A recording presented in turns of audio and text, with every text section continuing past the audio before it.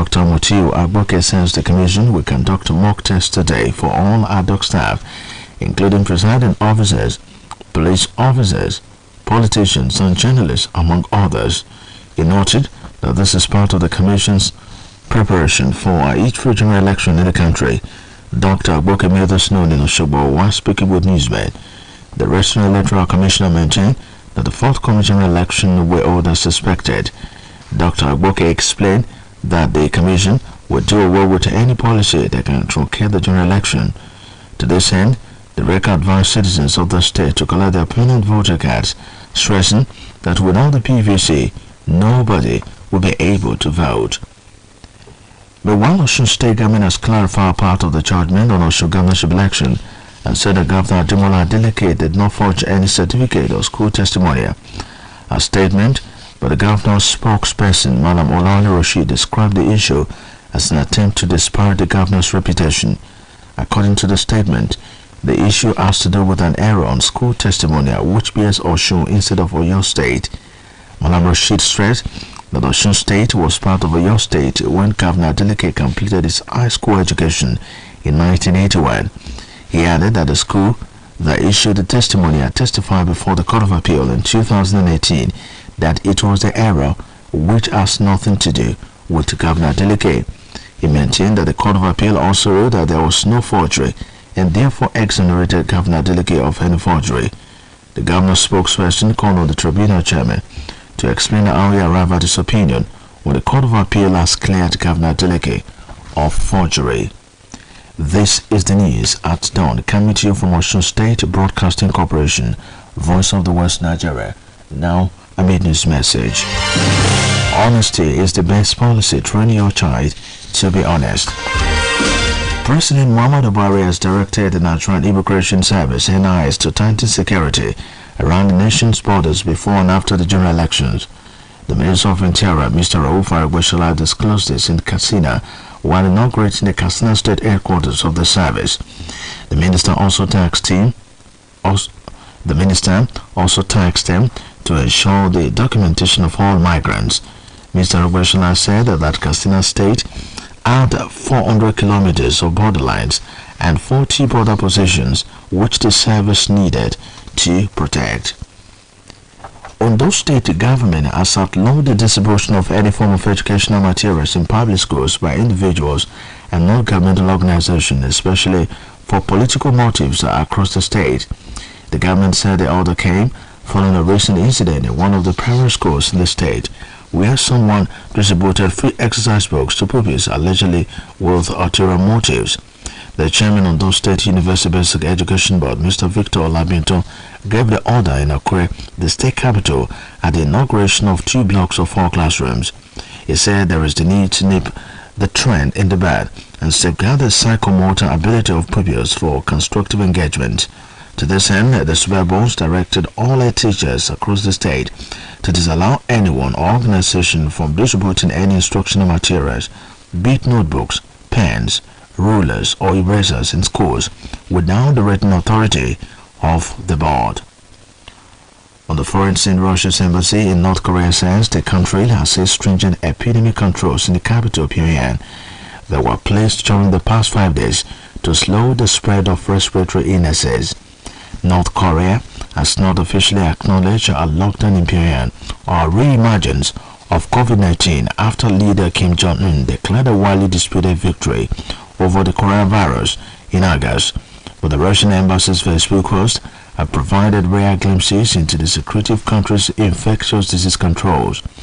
The embassy posted a notice issued by North Korea's foreign ministry informing foreign diplomats that the intensified anti-epidemic period imposed in Pyongyang since has been lifted. Last week, the embassy said that North Korean health authorities require diplomatic missions to keep their employees indoors and also measure their temperatures 4 times a day and report the results to a hospital in Pyongyang. It said the North Korean measures were in response to an increase in flu and other respiratory diseases, but it did not mention the spread of COVID-19 or restrictions imposed on regular citizens. To end the news, Adonia again at the highlights. The Central Bank of Nigeria CBN said it has uncovered 4 million naira of new notes mismanaged by a commercial bank in Ogun State. Osun State Arrested Electoral Commissioner Dr. Mutia Boke has said that the commission will conduct a mock test today for all ad hoc staff, including presiding officers, police officers, politicians, and journalists, among others. Ondo State government has outlawed the distribution of any form of educational materials in public schools by individuals and non-governmental organizations, especially for political motives, across the state. Russia's embassy in North Korea has made it known that the country has stringent epidemic controls in the capital, Pyongyang, that were placed during the past 5 days to slow the spread of respiratory illnesses. That was the news at dawn, edited by Adeni Kende and delivered by Samuel Babali. As the world marks World Hijab Day today, New Stock examines the virtues and decency the use of hijab across women, as it is in tandem with the Yoruba culture that encourages the female to cover up their bodies.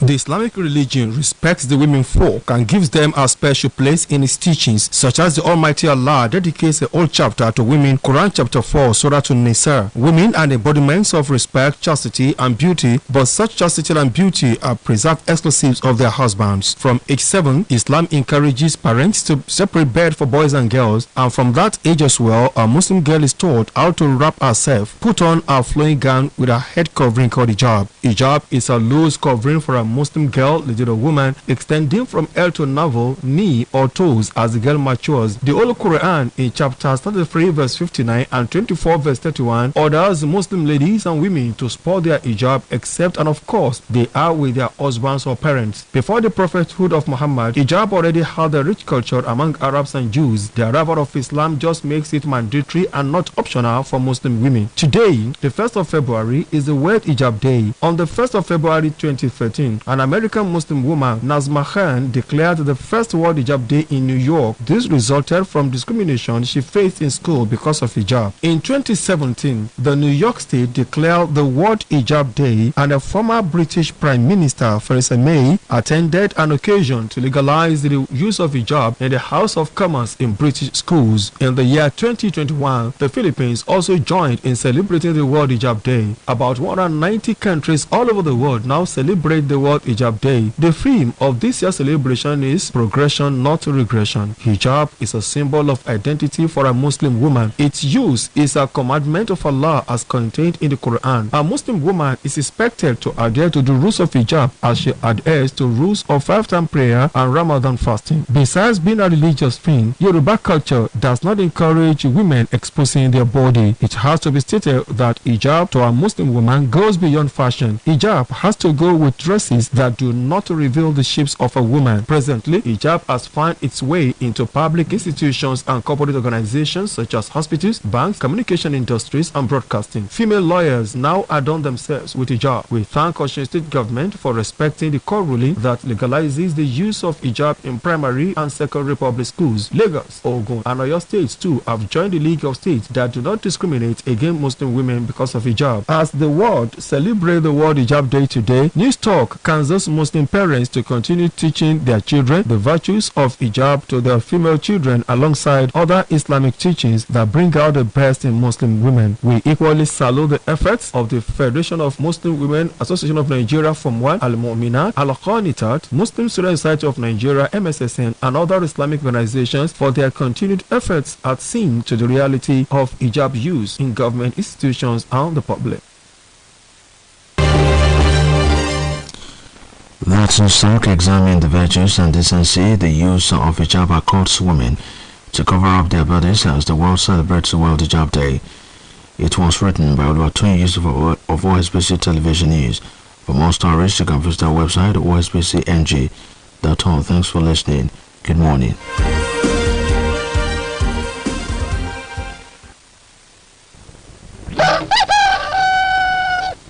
ìròyìn ní kùtù àìrè o lórí rédíò Ọ̀ṣun. ìròyìn ní kùtù àìrè o lórí rédíò Ọ̀ṣun. ìròyìn tó yẹ kóró ẹ̀kọ́ tó múnádóko la ní kí ẹ wá gbọ́ o lórí rédíò Ọ̀ṣun. ẹ kú ìdájí o ìròyìn ní kùtù àì Ọ̀làdàpọ̀ Oyètúnjí ló ń ròyìn ṣáájú ẹgbọ́ kókó inú ìròyìn náà. Báńkì àgbà ilẹ̀ yìí rí mílíọ̀nù 4 náírà àtìlẹ̀ ìfowópamọ́ kan ṣe kúmọkùmọ. Lónìí làjọ elétò ìdìbò ilẹ̀ yóò bẹ̀rẹ̀ ìdánilẹ́kọ̀ọ́ fáwọn òṣìṣẹ́ ìdábọ̀ nípínlẹ̀ Ọ̀ṣun. Ìjọba ìpínlẹ̀ Oǹdó fòfin de pínpín ohun èlò ìkẹ́kọ̀ọ́ láwọn ilé ẹ̀kọ́. Nílẹ̀ òkèèrè orílẹ̀-èdè North Korea gbẹ́sẹ̀ kúrò lórí òfin tó fi de lílọ bíbọ̀ nílùú Pyongyang. Ní báyìí ìròyìn ọ̀hún rí lẹ́kùnrẹ́rẹ́. Báńkì àgbà ilẹ̀ yìí láwọn ti rí mílíọ̀nù 4 náírà tó jẹ́ owó tuntun tílé ìfowópamọ́ kan ṣe kúmọkùmọ nípínlẹ̀ Ògùn. Bẹ́ẹ̀ ni wọ́n tún fẹ̀sùn kan àwọn ilé ìfowópamọ́ pé àwọn ni wọn ò jẹ́ kí akitiyan ilé ìfowópamọ́ àgbà ilẹ̀ yìí jọ láti rí pé owó tuntun tí wọ́n ṣẹ̀ṣẹ̀ pa ojú rẹ̀ dà wà nílùú. Ìgbákejì adarí ẹ̀ka tó ṣàmójútó àwọn ilé ìfowópamọ́ lẹ́ka báńkì àgbà ilẹ̀ yìí náà tó wà nípínlẹ̀ Èkó ọ̀gbẹ́ni Káyọ̀dé Mákindé sọ̀rọ̀ yìí fáwọn oníròyìn nígbà tó léwájú ikọ̀ tó tọpinpin ètò náà nípínlẹ̀ Ògùn. ọ̀gbẹ́ni Mákindé ní ọ̀sẹ̀ yìí ló pé ọ̀sẹ̀ kẹta tètò ọ̀hún ti gbéra sọ nípínlẹ̀ náà lójú náà ti rí pé àwọn ilé ìfowópamọ́ tẹ̀lé àṣẹ tí báńkì àgbà ilẹ̀ yìí pa nípa owó tuntun ọ̀hún. Ó ní káwọn aráàlú má ṣe nàka àléébù sí báńkì àgbà ilẹ̀ yìí bí kò ṣe àwọn ilé ìfowópamọ́ tó wà lórílẹ̀‐èdè Nàìjíríà. Túwẹ̀ olórí báńkì àgbà ilẹ̀ yìí ọ̀gbẹ́ni Godwin Emefiele ti sọ fún ilé ìgbìmọ̀ aṣojúṣòfin ilẹ̀ yìí pé àwọn ilé ìfowópamọ́ tó wà lórílẹ̀‐èdè yìí ó sì máa gba àkúgbórí owó tí wọ́n pa ojú rẹ̀ dà náà lọ́wọ́ àwọn oníbàárà wọn lẹ́yìn tí gbèdéke ọjọ́ 10 oṣù tá a wà yìí bá wá sópin. ọ̀gbẹ́ni Emefiele sọ̀rọ̀ yìí nígbà tó ń farahàn níwájú ìgbìmọ̀ àtẹ̀kótó tílé aṣòfin ọ̀hún gbé kalẹ̀ lórí owó tuntun tí wọ́n pa ojú rẹ̀ dà, àmọ́ kò sọ ìgbà táwọn ilé ìfowópamọ́ náà gba owó ọ̀hún dì. Abẹnugan ilé Ọ̀nàrẹ́bù Fẹ́mi Gbàjàbíàmílà ti kọ́kọ́ fẹ̀sùn kan olórí báńkì àpapọ̀ ilẹ̀ yìí pé ó tẹ abala 20 nínú ìwé òfin báńkì àgbà ilẹ̀ yìí ọ̀hún lójúmọ́lẹ̀, eléyìí tó ní ó mú kàn ń pa fáwọn ilé ìfowópamọ́ láti máa gbowó àkúgbórí náà lẹ́yìn tí gbèdéke bá wá sópin. Nígbà tó ń sọ̀rọ̀ níwájú ìgbìmọ̀ ọ̀hún ọ̀gbẹ́ni Emefiele sọ pé òun gbà pé lóòótọ́ nígbésẹ̀ ọ̀hún náà tako òfin gẹ́gẹ́ báwọn aṣòfin ṣe wí. Ìwà tọrọ àforíjì lọ́wọ́ àwọn aṣòfin ọ̀hún lórí bóun ṣe kọ ìpè wọn ṣáájú eléyìí tálága ìgbìmọ̀ náà sì láwọn ti foríjì. Ọ̀gá àjọ elétò ìdìbò nílẹ̀ yìí ẹ̀ka tìpínlẹ̀ Ọ̀ṣun ọ̀mọ̀wé Mutiu Agbókè ti fìdánilójú hàn pé ètò ìdìbò àpapọ̀ orílẹ̀-èdè yìí tó ń kànlẹ̀kùn gbàngbàn yóò lọ gẹ́gẹ́ bí àtikọ̀wé rẹ̀. ọ̀mọ̀wé Agbókè fìdánilójú yìí hàn lákòókò tó ń bá wọn oníròyìn sọ̀rọ̀.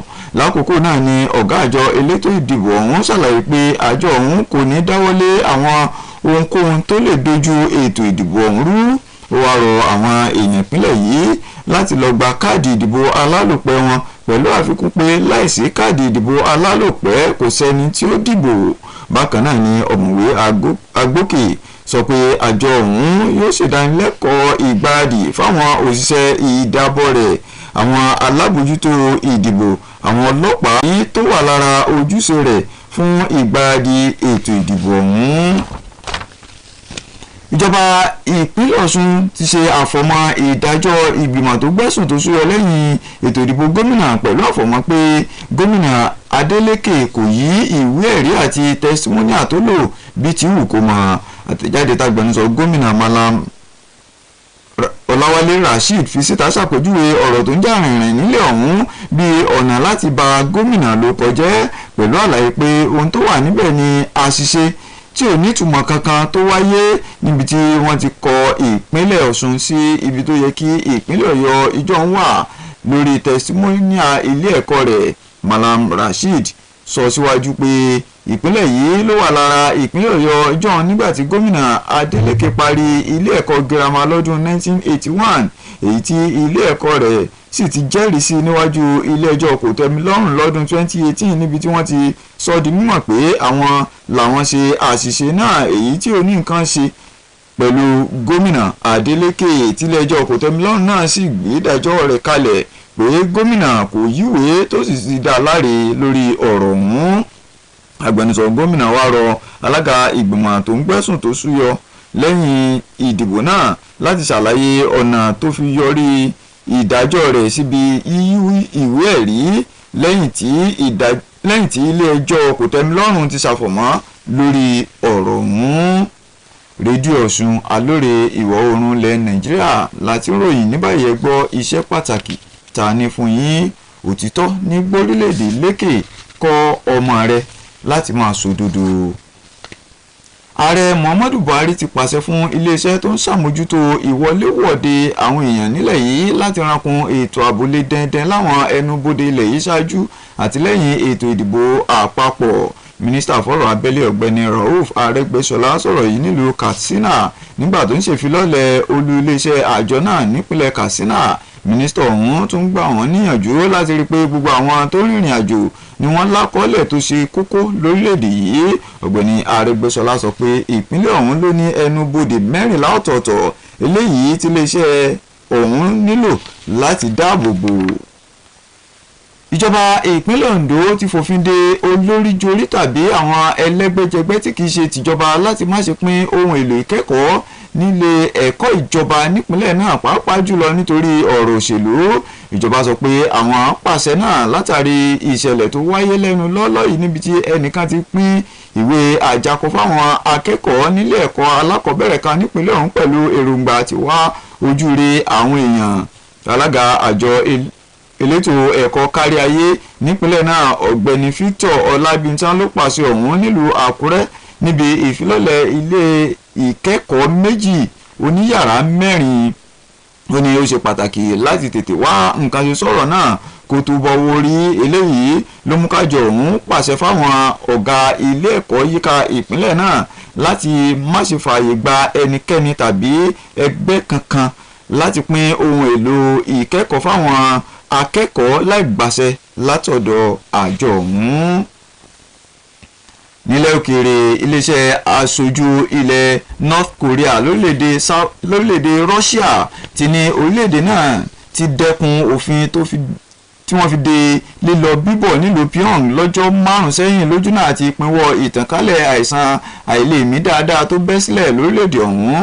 Orílẹ̀‐èdè náà ni ò tí ì faramọ́ àṣẹ fìdímọ́lé nílùú náà tàbí gbà pé àrùn COVID-19 tún ti ṣẹ́yọ lẹ́yìn tí adarí ilẹ̀ ọ̀hún Kim Jong-un kéde lóṣù kẹjọ ọdún tó kọjá pé orílẹ̀-èdè náà ti mórí bọ́ lọ́wọ́ àrùn kòró àmọ́ tí iléeṣẹ́ aṣojú ilẹ̀ Russia sọ lójú ìtàkùn ayélujára Facebook rẹ̀ pé káwọn èèyàn ṣọ́ra wọn látàrí àrùn tó farasin ọ̀hún. Àwọn rántí pé lọ́sẹ̀ tó kọjá iléeṣẹ́ aṣojú náà sọ pé káwọn aláṣẹ ètò ìlera nílẹ̀ North Korea sọ àwọn òṣìṣẹ́ rẹ̀ lọ́jọ́ sílé kí wọ́n sì máa ṣàyẹ̀wò ara wọn lẹ́ẹ̀mẹrin lójúmọ́ pẹ̀lú àrọwà pé káwọn aráàlú tètè lọ sílé ìwòsàn tí wọ́n bá ṣàkíyèsí ohun kan tàbómìí nípa ètò ìlera wọn. Ká tó dánu dúró nínú ìròyìn ní kùtù àì fún ti tòní kókó inú rẹ̀ rí lẹ́ẹ̀kan sí i. Báńkì àgbà ilẹ̀ yìí láwọn ti rí mílíọ̀nù 4 náírà tó jẹ́ owó tuntun tílé ìfowópamọ́ kan ṣe kúmọkùmọ nípínlẹ̀ Ògùn. Bẹ́ẹ̀ ni wọ́n tún fẹ̀sùn kan àwọn ilé ìfowópamọ́ pé àwọn ni ò jẹ́ kí akitiyan ilé ìfowópamọ́ àgbà ilẹ̀ yìí jọ láti rí pé owó tuntun tí wọ́n pa ojú rẹ̀ dà wà níta fáwọn aráàlú. Ọ̀gá àjọ elétò ìdìbò ilẹ̀ yìí nípínlẹ̀ Ọ̀ṣun ọ̀mọ̀wé Mutiu Agbóke ti ní lónìí làjọ òun bẹ̀rẹ̀ ìdánilẹ́kọ̀ọ́ fáwọn òṣìṣẹ́ ìdábọ̀ rẹ̀ àwọn alámòjútó ètò ìdìbò àwọn ọlọ́pàá àwọn olóṣèlú tó fi mọ́ àwọn oníròyìn àtàwọn míì tọ́rọ̀ kàn. àmúròyìn wá fún mi pé ìjọba ìpínlẹ̀ Ondo ti fòfin de olóríjorí tàbí àwọn ẹlẹ́gbẹ́jẹgbẹ́ tí kìí ṣe tìjọba láti má ṣe pín ohun èlò ìkẹ́kọ̀ọ́ nílé ẹ̀kọ́ ìjọba nípínlẹ̀ náà pàápàá jùlọ nítorí ọ̀rọ̀ òṣèlú. Nílẹ̀ òkèèrè iléeṣẹ́ aṣojú ilẹ̀ North Korea lórílẹ̀‐èdè Russia ti ní orílẹ̀‐èdè náà ti dẹ́kun òfin tí wọ́n fi de lílọ bíbọ̀ nílùú Pyongyang lọ́jọ́ 5 sẹ́yìn lójúnà àti pínwọ́ ìtànkálẹ̀ àìsàn àìlèmí dáadáa tó bẹ́ sílẹ̀ lórílẹ̀‐èdè ọ̀hún. Èyí ló pin ìròyìn ní kùtù àì Adéníyì Kẹ́hìndé lolóòtú, Ọládàpọ̀ Oyètúnjí lóníròyìn. Gẹ́gẹ́ bí gbogbo àgbáyé ṣe ń ṣayẹyẹ àyájọ́ ìjáàb lónìí, èrò tí wàá bójú wo àwọn àǹfààní tó wà nínú lílo ìjáàb fáwọn obìnrin. Gẹ́gẹ́ báṣà Yorùbá náà ṣe máa ń gbà àwọn obìnrin níyànjú láti bo ara wọn dáadáa. Látàrí bí ẹ̀sìn Islam ti ní bọ̀wọ̀ púpọ̀ fún àwọn obìnrin ló mú kó fún wọn ní ọ̀wọ̀ púpọ̀, nítorí ìdí èyí ló fi wọ́n sípò pàtàkì láwùjọ nílànà ẹ̀kọ́ Islam. Èyí ló mú kí Ọlọ́run Allah pàápàá ya odindi orí kẹrin nínú Al-Qur'ani alápọ̀nlé sọ́tọ̀ fún ìbọlá fún ẹwà àti ọ̀ṣọ́ àwọn obìnrin, gbogbo èyí tí ó wà fún ọkọ wọn nìkan. Látìgbà tí àwọn ọmọ bá ti pé ọdún méje nílànà ẹ̀sìn Islam ti rọ àwọn òbí láti ya ibùgbé pàápàá jùlọ yàrá fún àwọn ọmọbìnrin àtọmọkùnrin kí wọ́n lè máa gbé lọ́tọ̀ọ̀tọ̀. ó sì jẹ́ pé látìgbà náà ni àwọn mùsùlùmí ti máa ń kọ́ àwọn ọmọbìnrin wọn ní oríṣiríṣi ọ̀nà tí wọ́n fi ń para wọn mọ́ nípa lílo àwọn aṣọ tó balẹ̀ pẹ̀lú ìbòrí tí gbogbo èèyàn mọ̀ sí hijab. Hijab ni aṣọ ìbòrí fẹ́lẹ́fẹ́lẹ́ tí ò ní fara obìnrin síta, tí ó bo ọmọbìnrin mùsùlùmí àtàwọn abilékọ látòrí dé ìsàlẹ̀ ìdodo tí òmíì sì lè gùn dé orúnkún tàbí kókósẹ̀ bí ọmọbìnrin bá ti ń dàgbà sí. tí Al-Qur'ani alápọ̀nlé orí 23 ẹsẹ̀ 61 pẹ̀lú orí 24 ẹsẹ̀ 21 sì pàṣẹ fáwọn obìnrin láti wà níbòrí ní gbogbo ìgbà yàfi ìgbà tí wọ́n bá wà nílé pẹ̀lú ọkọ tàbí òbí wọn nìkan ni wọ́n láǹfààní àti sórí wọn sílẹ̀. bẹ́ẹ̀ ni lílo aṣọ ìbòrí hijab sì jẹ́ gbajúgbajà àṣà láàrin àwọn ẹ̀yà Arab àtàwọn Jews kó tó di àkókò sáà òjíṣẹ́ Ànábì Muhammad. èyí ló mú kí ó di pàtàkì fáwọn obìnrin nígbà tí ẹ̀sìn Islam dé sáwùjọ wa. lónìí ọjọ́ kìíní oṣù kejì ọdún tó jẹ́ àyájọ́ ọjọ́ lílo ìbòrí hijab láwùjọ àgbáyé, èyí tó gbéra sọ láàrin àwọn obìnrin ẹlẹ́sìn Islam nílùú Amẹ́ríkà lọ́jọ́ kìíní oṣù kejì ọdún 2013 nígbà tí arábìnrin Nazma Khan kéde ọjọ́ lílo hijab àkọ́kọ́ lágbàáyé nílùú ńlá New York, èyí tó wáyé látàrí oníranran ìdẹ́yẹsí tó bá pàdé nílé ẹ̀kọ́ rẹ̀ nígbà náà. bákan náà ni ìpínlẹ̀ New York lórílẹ̀‐èdè Amẹ́ríkà náà fìdí ọjọ́ múlẹ̀ lọ́dún 2017 tí olóòtú ilẹ̀ Gẹ̀ẹ́sì Theresa May sì darapọ̀ mọ́ ayẹyẹ ọ̀hún láti fẹsẹ̀ òfin tọ́ lílo ìbòrí hijab múlẹ̀ láwọn ilé ẹ̀kọ́ nílé aṣojúṣòfin ilẹ̀ Gẹ̀ẹ́sì. torílẹ̀-èdè Philippines náà sì darapọ̀ mọ́ ayẹyẹ àyájọ́ ọjọ́ lílo hijab lọ́dún 2021. ní báyìí kò dín ní igbádínmẹ́wàá àwọn orílẹ̀-èdè káàkiri àgbáyé tó ń ṣe àyájọ́ ọjọ́ lílo hijab, níbi tí àkòrí tọdún yìí ti jẹ́ ìtẹ̀síwájú kì í ṣe ìpadà sẹ́yìn. hijab ni ìdánimọ̀ rere fún obìnrin ẹlẹ́sìn Islam gẹ́gẹ́ bí Ọlọ́run Allah ti pálàṣẹ nínú Al-Qur'ani alápọ̀nlé pé obìnrin mùsùlùmí tún ti gbọ́dọ̀ máa kírun wákàtí 5 lójoojúmọ́ kò sì tún gbààwẹ̀ Ramadan gẹ́gẹ́ bó ti wà nínú ìlànà ẹ̀sìn mùsùlùmí lọ́dọọdún. tó sì jẹ́ pé láì fi tẹ̀sìn ṣe àṣà Yorùbá pàápàá kò fààyè sílẹ̀ kí obìnrin ó ṣíra ẹ̀ sílẹ̀ farayérí, tó sì yẹ kó tún di mímọ̀ fún gbogbo èèyàn pé lílo aṣọ ìbòrí hijab láàrin àwọn obìnrin mùsùlùmí ni kì í ṣe fún afẹ́fẹ́ yẹ̀yẹ̀ ṣùgbọ́n tó gbọ́dọ̀ wà níbàámu pẹ̀lú ẹ̀tọ́ tí òfin ní ṣe àfihàn àwọn búrè àti àwọn oríkèéríkèé ara obìnrin tó ṣe kókó fún ìpamọ́. ní báyìí tí lílo aṣọ hijab ti dé àwọn ilé ẹ̀kọ́ gíga ilẹ̀ yìí àtàwọn ilé iṣẹ́ ńláńlá bíi ilé ìwòsàn, ilé ìfowópamọ́, ilé iṣẹ́ ìbánisọ̀rọ̀ àti ìgbóhùnsáfẹ́fẹ́ àtàwọn ilé iṣẹ́ míì tó pọ̀ lọ jàrá pẹ̀lú bí àwọn obìnrin agbẹjọ́rò náà ti ń ṣọ̀ṣọ́ nínú aṣọ ìbòrí hijab. èrò tí wàá dúpẹ́ lọ́wọ́ ìjọba ìpínlẹ̀ Ọ̀ṣun fún bó ti bọ̀wọ̀ fún àṣẹ ilé ẹjọ́ tó fìdí lílo hijab múlẹ̀ láàrin àwọn akẹ́kọ̀ọ́ ilé ẹ̀kọ́ alákọ̀ọ́bẹ̀rẹ̀ àti girama ìpínlẹ̀ yìí, èyí tí ìpínlẹ̀ Èkó, ìpínlẹ̀ Ọ̀yọ́ àti ìpínlẹ̀ Ògùn náà sì ti darapọ̀ mọ́ wọn láì dẹ́yẹ sí àwọn ọmọbìnrin mùsùlùmí nítorí pé wọ́n lo aṣọ ìbòrí hijab mọ́. ní báyìí tí gbogbo àgbáyé ń ṣe àyájọ́ ọjọ́ lílo hijab lágbàáyé, èrò tí wàá rọ àwọn òbí àtàlágbàtọ́ tó jẹ́ mùsùlùmí láti túbọ̀ tẹra mọ́ kíkọ́ àwọn ọmọ wọn ní ẹ̀kọ́ pàtàkì tó jẹyọ nínú lílo aṣọ ìbòrí hijab àtàwọn ẹ̀sìn Islam yòókù lọ́nà tí wọn yóò fi di obìnrin àmúyangàn lẹ́yìn wá ọ̀la. bákan náà lèrò tí wàá tún yòǹbó akitiyan àgbáríjọ àwọn obìnrin mùsùlùmí fọ́wọ́n almuminat alkontat ẹgbẹ́ àwọn akẹ́kọ̀ọ́ mùsùlùmí ilẹ̀ Nàìjíríà MSSN àti ẹgbẹ́ àwọn ẹlẹ́sìn Islam fún gbogbo iṣẹ́ takuntakun tí wọ́n ṣe, èyí tó yọrí sí báwọn obìnrin mùsùlùmí ti láǹfààní àti lòjàb láwọn ilé ẹ̀kọ́ gíga ilẹ̀ yìí. irú tí wàá tẹ́ gbọ́tàn ń lo bójú àwọn àǹfààní tó wà nínú lílo hijab fáwọn obìnrin gẹ́gẹ́ báṣà Yorùbá náà ṣe faramọ́ káwọn obìnrin máa bo ara wọn dáadáa. ní báyìí tí gbogbo àgbáyé ń ṣayẹyẹ àyájọ́ ìjáàb lílò lágbàáyé, Olúwatóyìn Yusuf tẹ̀ka móhùnmáwòrán iléeṣẹ́ yìí ló kọ́ Adébáyọ̀ Oyèníyì ló tu tó kà lédè Yorùbá. Láti mọ̀ nípa àwọn ohun tó ń jáde níléeṣẹ́ yìí ẹ lè kàn sójú òpó ìtàkùn ayélujára www.osbcng.org. Mo kí yín, ẹ kú ìdájí o.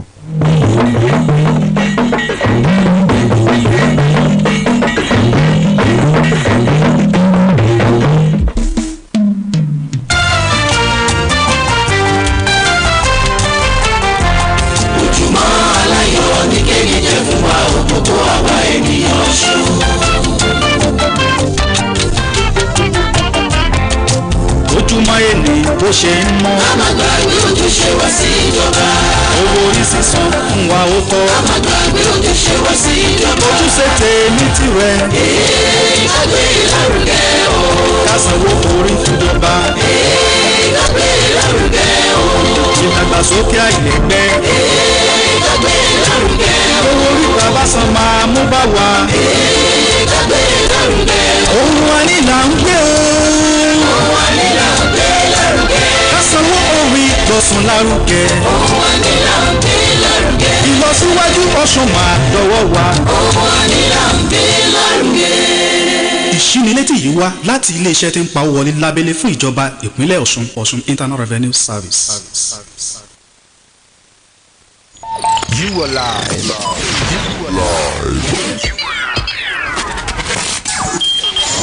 On Osun Radio. Osun Radio. Community radio at its best. 104.5 FM. láti rédíò Ọ̀ṣun 104.5 FM Òṣogbo alórèwọ̀rùn Nàìjíríà. Ní báyìí ọ̀rọ̀ ṣẹ́gun ní ètò tí a máa mú wá fún yín Victory Ministries International Iléṣà lọ́ṣẹ̀ onígbọ̀wọ́ ẹ̀. Títí tí mo ti lò ní o, Ọlọ́run jàre máa bá mi lọ. Ọlọ́run ààbò wa, a dúpẹ́ lọ́wọ́ yín fún ìmọ́lẹ̀ ọjọ́ òní. Ẹ̀yin Ọlọ́run tí ẹ ò fẹ́ kí ẹnikẹ́ni kí ó ṣègbé àbí kí ó pàdánù ẹ̀mí rẹ̀.